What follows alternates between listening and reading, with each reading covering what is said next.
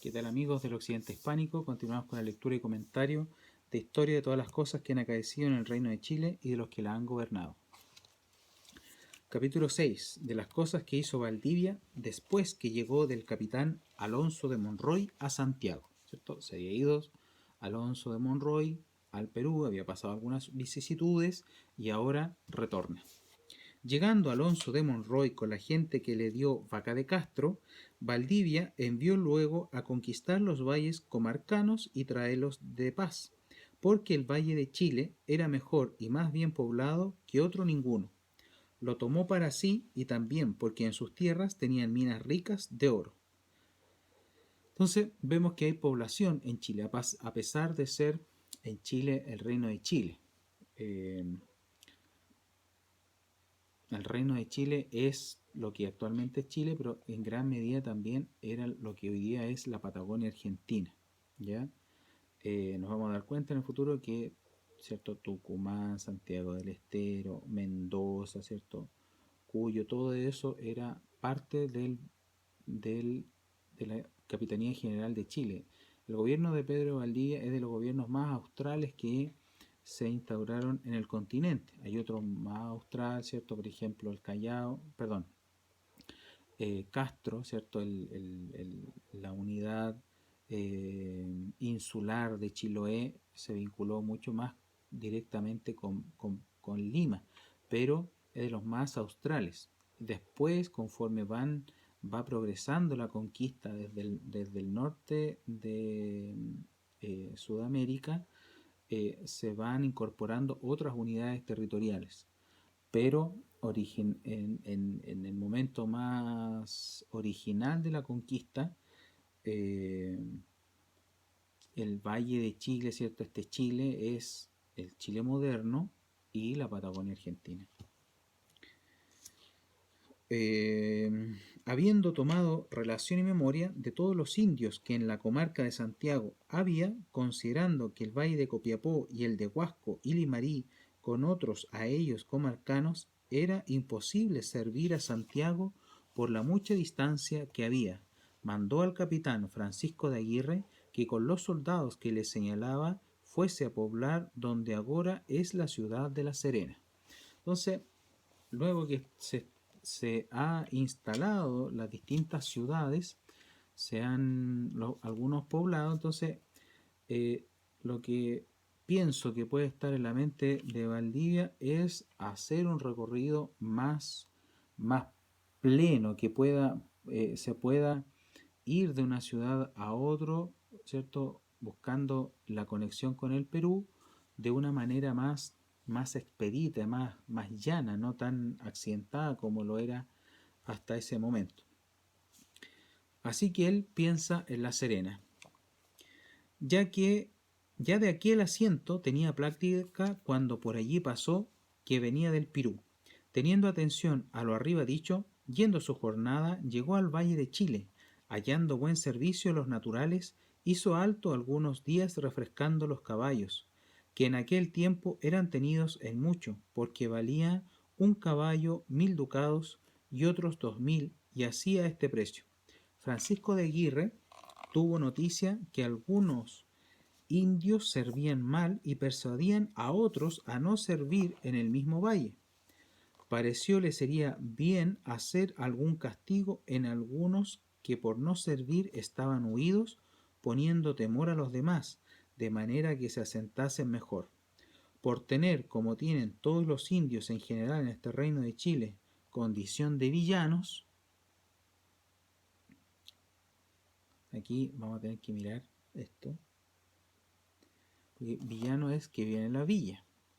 Vamos a ver qué característica, si acaso tiene una característica negativa este villano.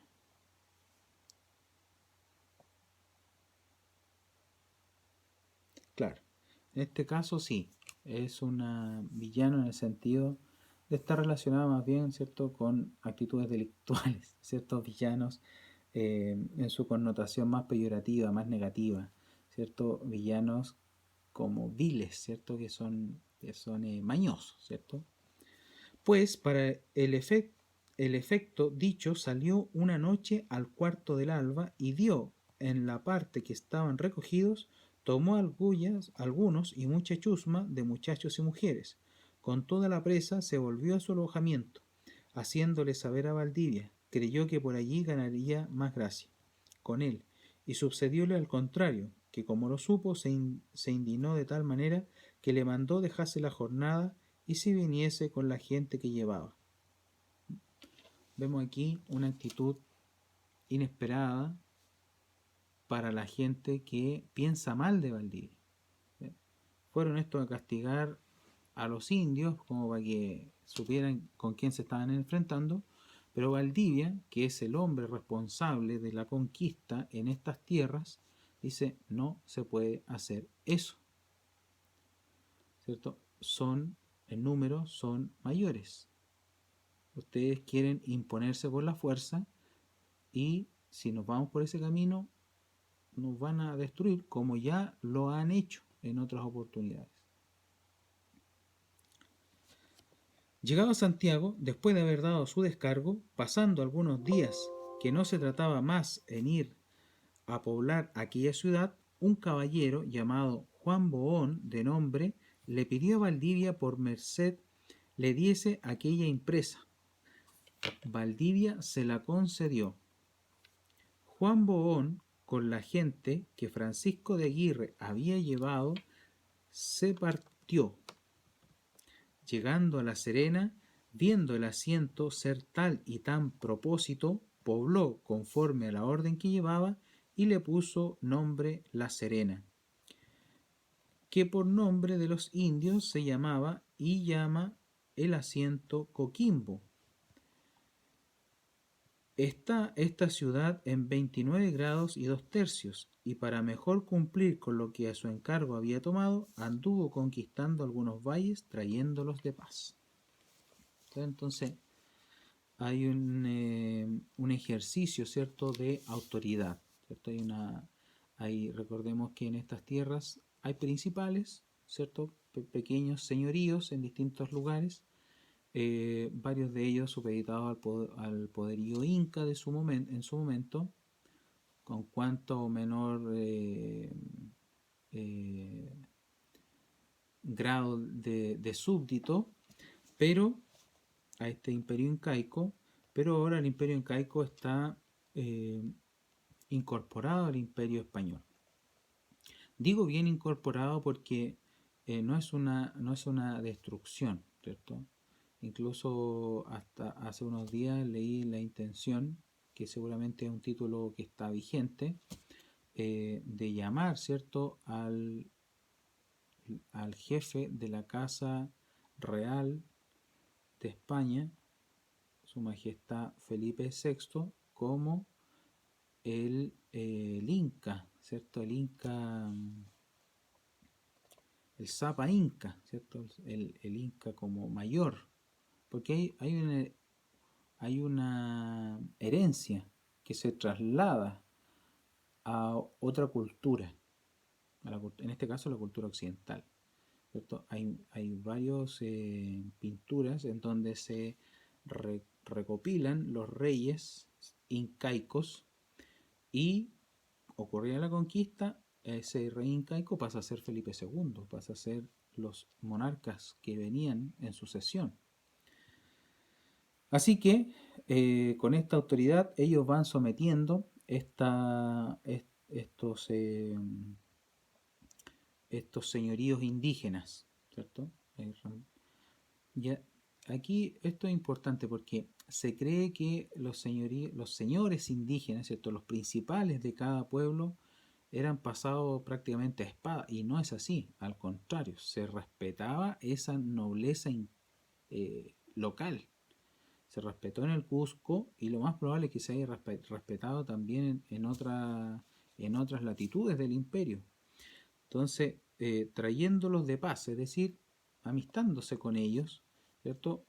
Por supuesto que hay una imposición autoritaria, ¿cierto? Ellos no hay aquí, no son puros religiosos que vienen a hacer la caridad aquí con los pobrecitos, que también, pero no, se debe someter el poder local al poder universal, ¿cierto? Recordemos que la monarquía hispánica tiene este proyecto, el proyecto de una monarquía universal, una monarquía católica universal.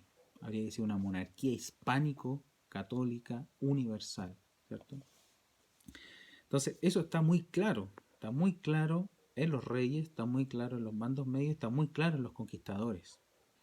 En este tiempo, Valdivia, viendo que en los términos de Santiago no tenía indios para cumplir con todo lo que consigo tenía, porque había tomado para sí la mejor y mayor parte de los valles, quiso darles contento, sabiendo que muchos estaban sin él, y para el efecto apercibió 80 hombres, diciéndoles era informado la tierra de adelante era mejor que la de Santiago, más poblada y rica, y que de lo estaba cierto, que tenía voluntad para entendiesen ser ansí, de la una vista, y verían que había gente en la provincia para dar indios a muchos más cristianos de los que al presente tenía. Todos alegres, con deseo de verlo, salieron con él.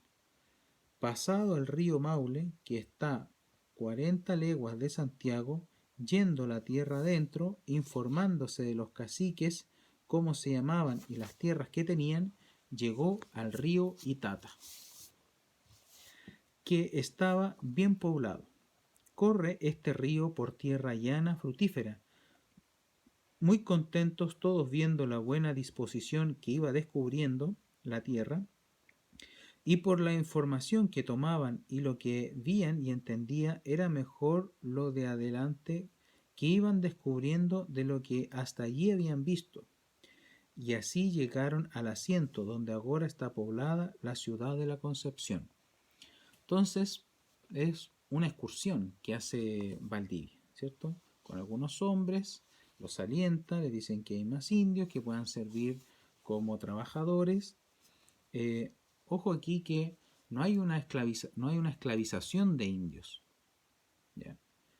De hecho, es mucho más probable que los señoríos que viviesen esclavizados en los señoríos indígenas. Conforme pasan a lo que se va a conocer en el futuro como encomienda, ¿cierto? En donde por supuesto que va a haber un principal español y un grupo de indígenas, pueden ser ¿cierto? Familias, ¿cierto?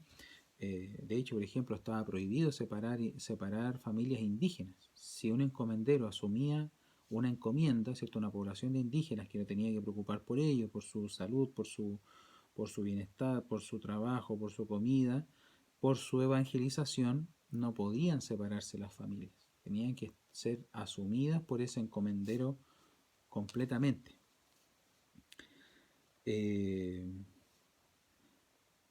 Van viendo, como se ve, que hay indios amistosos que no necesitan guerrear y que se van comprendiendo mutuamente. Tal es así la amistad entre estas poblaciones indígenas locales que llegan hasta incluso lo que hoy día es Concepción. Sin, al parecer aquí, Alonso no relata mayor inconveniente. Viendo el sitio que para poblar allí tenía, con un buen puerto para navíos, pasó adelante a ver el río del Biobío, que es el Biobío de ahora, ¿cierto? El Biobío es una voz mapuche, ¿cierto? Y es un río grande, es un río tan grande que al recibir este nombre, el Bío, al ser tan grande recibe una reiteración de la voz mapuche, por eso el Biobío, que es mayor que ningún otro del reino, y parece mucho mayor por entenderse en tierra llana a la entrada de la mar, bien poblado de gente. El río Biobío no se veía al otro lado del río Biobío, era una especie de mar, de lago gigantesco, no se veía a lo lejos, ¿cierto? La otra ribera del Biobío, ¿sí? Por eso va a ser importante esta frontera, porque esta frontera natural va a hacer que los españoles deban replegarse en el futuro hasta esa frontera. Habiendo tomado plática de todo lo de adelante antes que los indios se acabasen de juntar para pelear con él, siendo informado, le tomaban los pasos, acordó retirarse con tanta presteza que, dando muestra de hacer dormida, dejando fuegos encendidos, se retiró de noche hasta salir a lo llano. De allí se volvió a Santiago.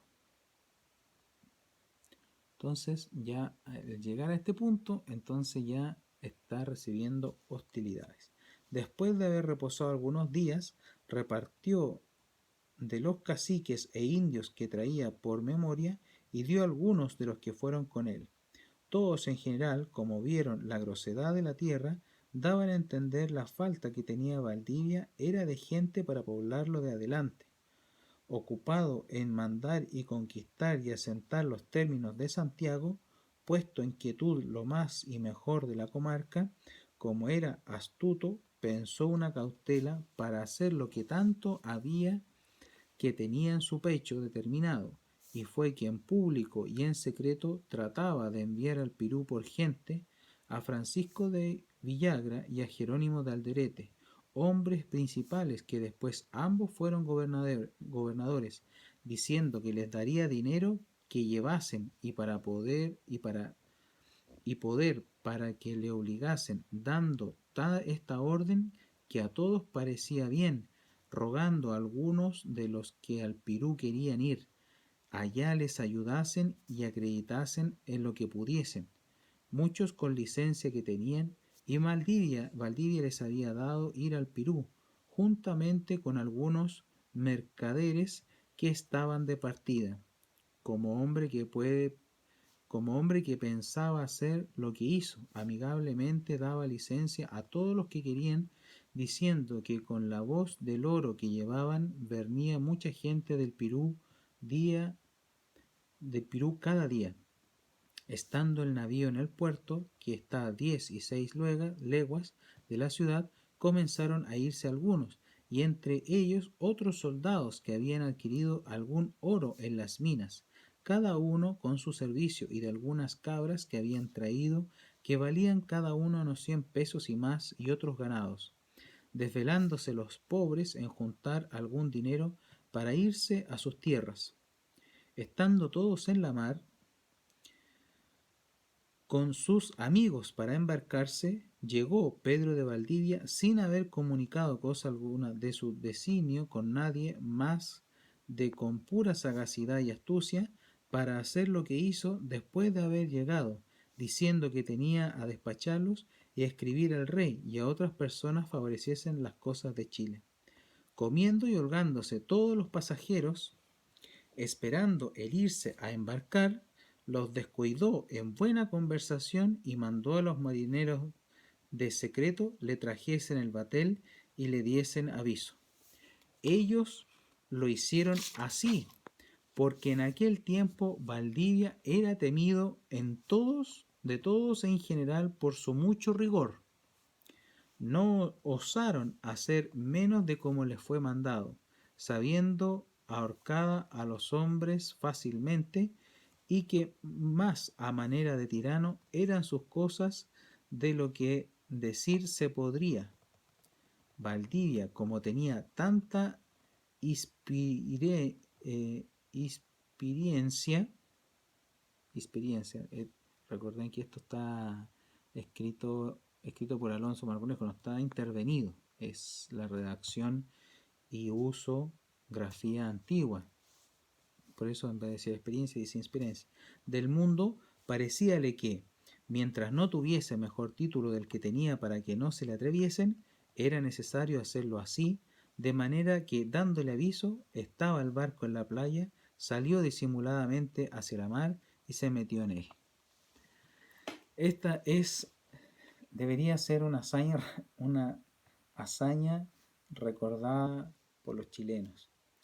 Es una acción en el objetivo de la propaganda que tiene que hacer Valdivia para instaurar población occidental en esta tierra.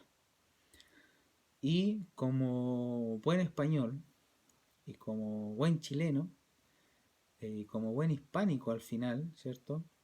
Eh, Echa mano de lo que tiene. Y si debe hacerse esta pillería, por así decirlo, lo hace.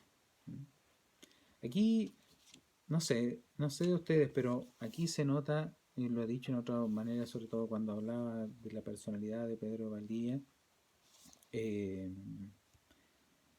eh, le tiene cierto, no sé si envidia, tiene alguna aversión a Valdivia Alonso de Góngora Marmolejo.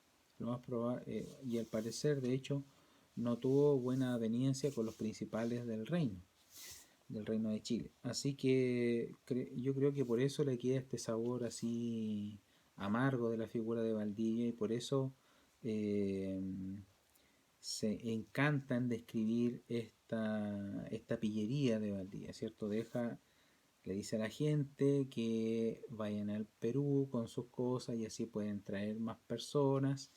Entonces los deja, dice, vayan a instalarse en el barco y hay una comida en la playa.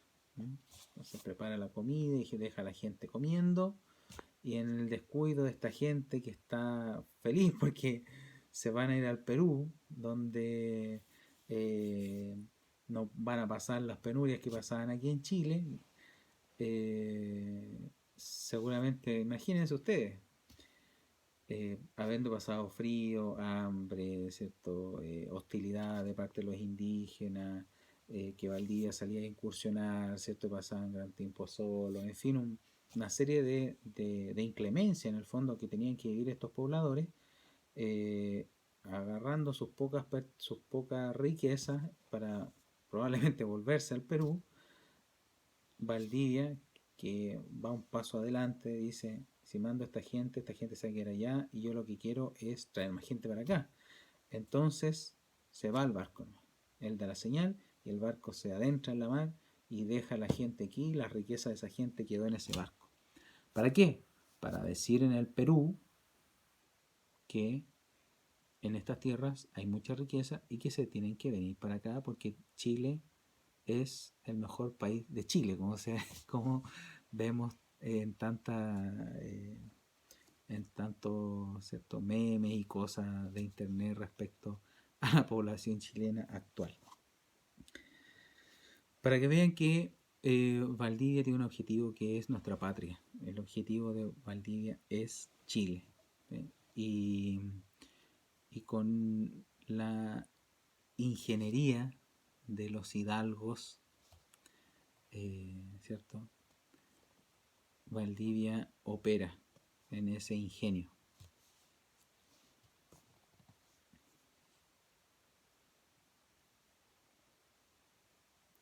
Mandó le llevasen el navío donde todos los que estaban en tierra tenían su oro, número de 90.000 pesos. Luego mandó volver el barco a tierra y que se embarcasen Jerónimo de Alderete y los capitanes Juan Jofré, Diego García de Cáceres, Diego Oro, Juan de Cardena, don Antonio Beltrán, Álvar Núñez, Vicencio de Monte. Llegados al navío, mandó levantar las áncoras y dar la vela, navegando hacia el Perú. Los que quedaban en tierra y veían que les llevaba su oro, bien sentiréis lo que podrían decir. Eran tantos los vituperios y maldiciones que ponían temor a los oyentes, habiéndoles dejado orden que respetasen y tuviesen a Francisco de Villagra por su teniente, consolándolos que él volvería breve con gente para ampliar el reino, y que de sus haciendas pagasen el oro que llevaba cada uno, conforme a lo que pareciese por el registro. Los pobres que quedaron en el puerto, animándose unos con otros, se volvieron a Santiago, visto que otra cosa no podían hacer. Entonces, como pobre Francisco de Villagra, ¿cierto? Pobre Francisco de Villagra que tuvo que, ¿cierto? Aceptar todas las quejas de sus compatriotas, de sus paisanos. Imagínense la impresión de esta gente recuperada, ¿no? A lo mejor después que terminó el postre, no sé, terminó de comer, terminó de la algazara de ese momento, y con qué se encuentra, con que ha perdido sus riquezas. Bueno, pobre Francisco de Villagra. Se volvieron todos a Santiago. ¿Qué les quedaba? Se quedar ahí. Una trompeta que allí estaba, llamado Alonso, un trompeta que allí estaba llamado Alonso de Torres, que después fue vecino en La Serena, viendo el navío ir a la vela, comenzó a tocar su trompeta diciendo: Cata el lobo, do va, Juanica, cata el lobo, do va. De que los presentes, aunque tristes y quejosos, no pudieron dejar de reír, y luego, en el instante, dio con la trompeta en una piedra, donde la hizo pedazos. Y así llegaron a Santiago, entre ellos un soldado llamado de nombre Francisco Pinel, a quien Valdivia había llevado 3.000 pesos en el navío a vuelta de lo demás, anduvo más tiempo de un año imaginativo y penoso por su dinero, hasta que Valdivia volvió al gobierno de Chile, habiéndole pedido le pagase, como no se lo dio, entreteniéndolo con palabras, hasta que un día lo despidió mal de sí. El pobre, de poco ánimo, desesperado, se ahorcó. Pobrecito. Son tiempos, ¿cierto? Valdivia sí, es un hombre terrible. Es un hombre terrible. Terrible en todo el sentido de la palabra. Los ángeles en la Sagrada Escritura también son relatados como terribles. Muchos santos también son terribles en el sentido que someten el poder maligno al, al poder de Dios. En este caso, Valdivia también es terrible y las fuerzas, tiene que someter las fuerzas destructivas, tiene que someter las fuerzas singularistas a el proyecto eh, al proyecto universal. Esa es la realidad. No se puede, aquí, ¿cierto? Valdivia lo que se ve que pierde un poco, ¿cierto? Es el, el pierde la objetividad, ¿cierto? Pierde el ¿cómo decirlo? Pierde eh, la dignidad de la persona en el fondo. No, porque a lo mejor, está bien, a lo mejor pudo haber tomado todo esto, ¿cierto? Se aprovechó de la gente, entonces el, el fin, el medio, perdón, el fin tomó características de medio. Y eso es lo que no puede pasar, ¿cierto? En este sentido, reprochable totalmente lo que hace Valdivia. Yo alabo, ¿cierto? Esta actitud ingeniosa, picaresca, eh, comprometida, ¿cierto? Con el objetivo, pero claro, hay damnificado en la consecución de este objetivo, ¿cierto?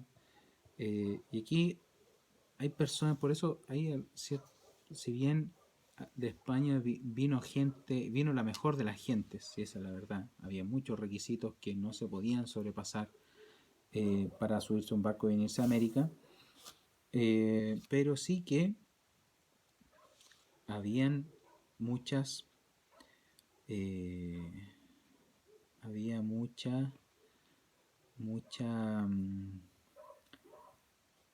eh, ¿cómo decirlo esto? Había, había muchas ambiciones, esa es la palabra, había muchas ambiciones. Y singulares, que esas ambiciones singulares debían ordenarse a la debían ordenarse a la misión de Valdivia. Buscar solo el beneficio propio no iba a ser aceptado por Valdivia. Y por eso, cierto, que la gente no le devolvió ese dinero. O sea, les dije, Francisco Villagra les tuvo que mentir, les tuvo que decir, no, se les va a pagar a la vuelta.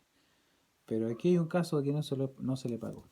Entonces, por eso yo digo que este Alonso de Góngora no le agrada la figura de Valdivia. Porque habiéndole agradado, eh, podría haber omitido, ocultado este hecho, ¿cierto? Como villanesco, ¿cierto? Como deshonroso de parte de Valdivia. Pero también es verdad que Alonso de Góngora intenta ser muy objetivo. Esa es la verdad también. Intenta apartarse del hecho. Así que, pobre Francisco Pinel también, ¿cierto? Que entró en una depresión, ¿cierto? Por lo que le habían robado, seguramente por lo que había vivido ya, tan apesumbrado en esta tierra hostil, fría, ¿cierto? Y además robado por las propias autoridades, ¿cierto? Estafado. Entonces, son muchas cosas que procesar y no pudiéndolas procesar bien, ¿cierto? Enquistándose en el interior de cada hombre, este pobre se ahorca. Pero bueno, queda inscrito, ¿eh? Está aquí el nombre de este ahorcado, Francisco Pinel. Es una persona que sacrificó su estabilidad emocional, su estabilidad, ¿cierto? Intentó ser valiente y llegó a esta tierra buscando lo que muchos españoles en ese momento buscaban. Y también a él le debemos el asentamiento de esta cultura en esta tierra, también a este ahorcado depresivo seguramente le debemos su sacrificio también. Qué entretenido capítulo. Espero que lo hayan disfrutado tanto como yo.